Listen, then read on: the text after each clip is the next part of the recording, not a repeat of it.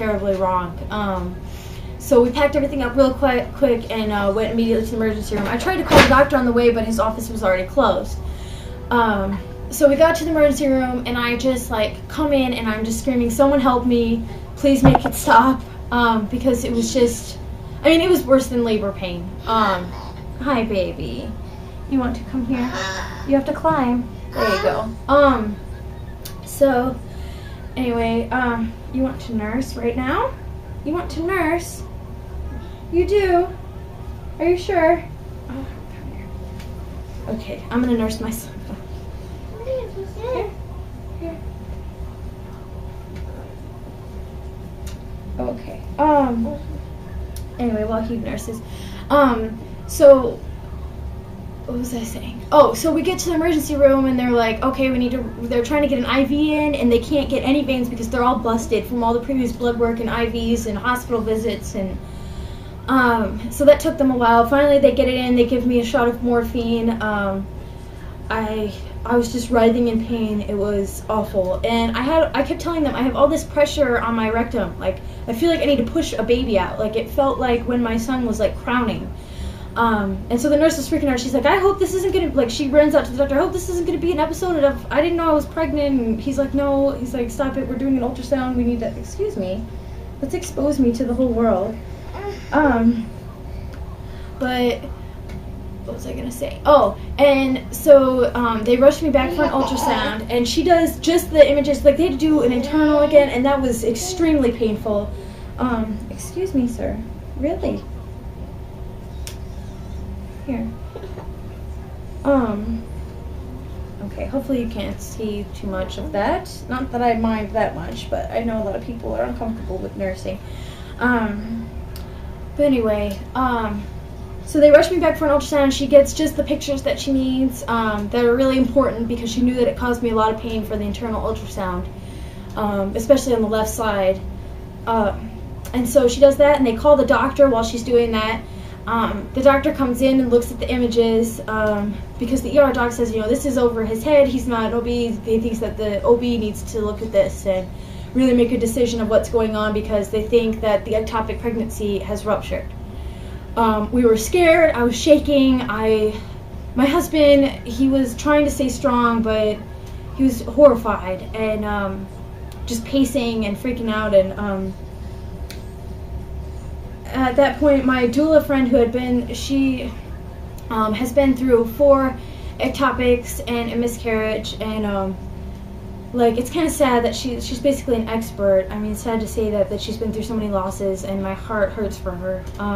But she came there, and you know, she was amazing, and she was there to support us and give us information of what was going on, and pray with me, and it was just really a blessing to have her, because my husband was so freaked out that he couldn't really, you know, be there for me as much, you know. So she was basically my like doula at that point, my ER doula. And so then the doctor came in and he said, you know, I looked at your images, there's a lot of fluid in your abdomen, and I think it's blood. And there was fluid on Friday, but this is a lot more. And he said, you know, here you are, after I just told you what could happen. He told me in the office, you know, you could walk across the parking lot and your tube could rupture, but I left anyway because I wanted to get information on my options. And so he's like, here you are, and I was like, yeah. And he said, you don't have the option of the methotrexate anymore.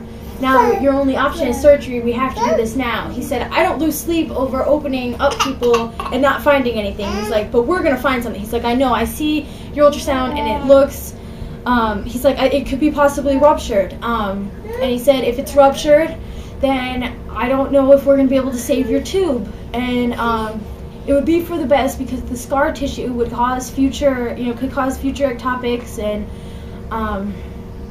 you know, it's just a matter, you know, that's not what's important. And he just prepared me for that. He said, first they're going to do the laparoscopy, go in with the camera and all that, and look to see what is going on, and then they might do a laparotomy which is a small incision on the bikini line, kind of where a C-section cut is. That's a couple inches big, to go in there more and repair things or remove things, and he's like, I was like, well, when is this surgery gonna happen? And he tells me in like 20 minutes.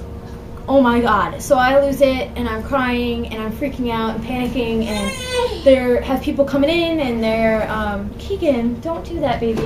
Keegan, please stop. Here. Look. There you go play with the balls. But they have like people coming in, and I'm signing these forms, and then this lady comes up with the bed, and she's got like the surgical stuff on, and I'm freaking out. I'm so scared of surgery and anesthesia at this point, and I'm like, but there's no other choice. You know, it's life or death. I'm bleeding internally. You know, like, there's no option. Like, I have to have this surgery. This is... So, my husband's holding my hand. They wheel me up. I have to say goodbye to him. You know, we say, I love you, and he tells me it's going to be okay. And he goes in the waiting room, and they wheel me back, and they're asking me all these questions, and I start having a panic attack. And then next thing I know, she just says, well, I think you're having a panic attack. I'm going to give you something to make you more comfortable. And then that's all I remember. And then I'm waking up in recovery, or in my room after recovery, and they're telling me, and like, I'm looking, I'm like, where's my husband? And she like ran and got him. And I wasn't in pain at that point because they had given me lots of medicine. And I couldn't believe I just had surgery. I mean, it was also surreal because it happened so fast. And my husband came in and he said, you know, so they did your surgery, everything went well. The doctor came out and showed me pictures of everything. He said, you know, it did rupture. It was an ectopic, and it ruptured, and it was just, he's like, oh my God. It was just crazy how it looked. Like, it was just horrible, and there was so much blood, and I was bleeding internally. I didn't require any blood transfusions, thank God. And he told me, I'm sorry, hon, but they had to remove your left tube. So basically what they did was they had to remove the section that, you know, ruptured, and so I have my ovaries still, and my uterus is good, and nothing's affected that way, and my right tube looks great, but there's a big section of my left tube that is gone now. And so that's been hard with the recovery, because not only am I recovering, and you know, my baby passed away and had to die like that, and I have to grieve the loss of my child, but I'm grieving the loss of my tube too. You know, and that part of my fertility, you know, he's like, it's not going to affect you that much. Like, you can have like many, you can have 6 kids after this, so, you know, it's not going to be that big of a deal, but I don't know. It's just scary. And I've been struggling since I got home. I can't lift more than 10 pounds, so I can't pick up my son. I can't really chase after him, and you don't realize how much you pick up a kid until you can't. But I'm healing well, and I'm on lots of medication, and that's helping. Some Vicodin and some Motrin. I'm trying to get not taking the Vicodin as much. I don't like taking pain pills, but I kind of have to. If I don't, it's very not good right now. So I just need to realize I had surgery a couple days ago. I need to give my body time to heal. And I'm just like, my mind's been all over the place. It's like trying to process all of this. Like, oh my God, did all that really just happen? Like, it's so surreal. I can't believe I had surgery. I can't believe I was still pregnant and that my baby went that way. It's just a lot to handle.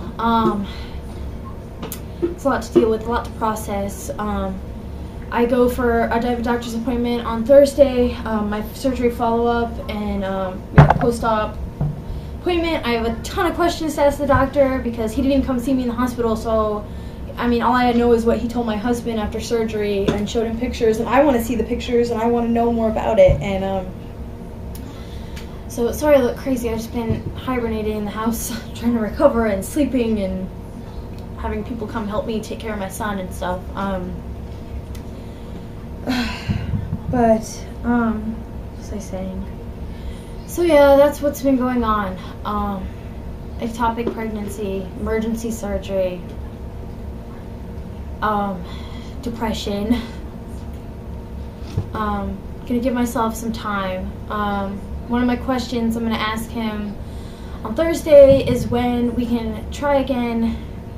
We do want a baby, and not that it's gonna replace this, you know, the baby Casey that we lost.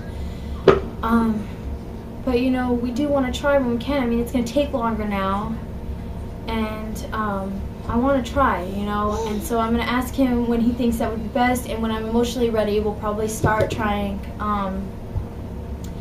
So next year sometime, once my, you know, cycle comes back and everything gets regular again and I'm healed up, and trying to do more research on ovulation to, you know, some people say that you ovulate on the side that you have the best follicle, and that's what the one your body releases, and so it's random based on that. Some people say that it's every other, over like each month they alternate, you know, 1 month this side, 1 month this side, so then it's like we have half the chance. Some people end up taking Clomid because of it, just so that they ovulate more on both sides possibly, and they have better quality on the side the good side that's left. So we'll see what the doctors suggest. We'll see what happens. I am still processing and in shock, and I appreciate all the well wishes and the prayers and the I don't know, condolences or whatever, and the sympathy and the whatever kind words that everyone has left. And so I love you all. You all are so supportive and amazing, and thank you so much. I can't believe I have 50 subscribers. 50 people watch me. Maybe not all 50 watch me, but I have 50 subscribers. That's amazing. Wow. Basically, just wanted to make these so I can look back on them and remember every detail that happened, because I don't know, I don't have a lot of memories. I'm not gonna have a lot of memories of this pregnancy, of this baby, and I just want to be able to process it and look back on it and whatever, you know. So so that's what happened. This is going on forever. I didn't make this an issue. I probably look crazy, but that's okay. Yeah, so we'll see what happens from here. I'm probably gonna do a memorial video for Casey. I don't know. I want to release some balloons with some stuff on it in honor of baby Casey, and just want to make it through the holidays. It's just hard right now. It's hard. All these happy people, and they want the best for us, and we have to see all this family and answer all these questions, and it's just rough. It's rough making it through that. It's rough answering the questions. It's rough the, you know, insensitive things people say without realizing it. I'm just really raw, and it's hard being around my pregnant friends. It's hard working in a career that's surrounded by pregnant people all the time. It's just hard right now. I'm sure it'll get easier with time, but I'm always going to think about my baby. I'm always going to miss my baby. And I'm always just gonna, I don't know, I'm gonna always remember all of this, because it's just been this crazy journey, and I'm just so glad that it's all over and that we can move on and grieve and process all of this. And yeah, so thank you for watching all of my videos. Thank you for all the support. I'll probably update again on when we're gonna start trying. I'm probably gonna make videos about that, and just because I love the support and I love documenting everything and having that to look back on, and so, and the support network that the trying to conceive in pregnancy community on YouTube is just amazing. And thank you guys all so much.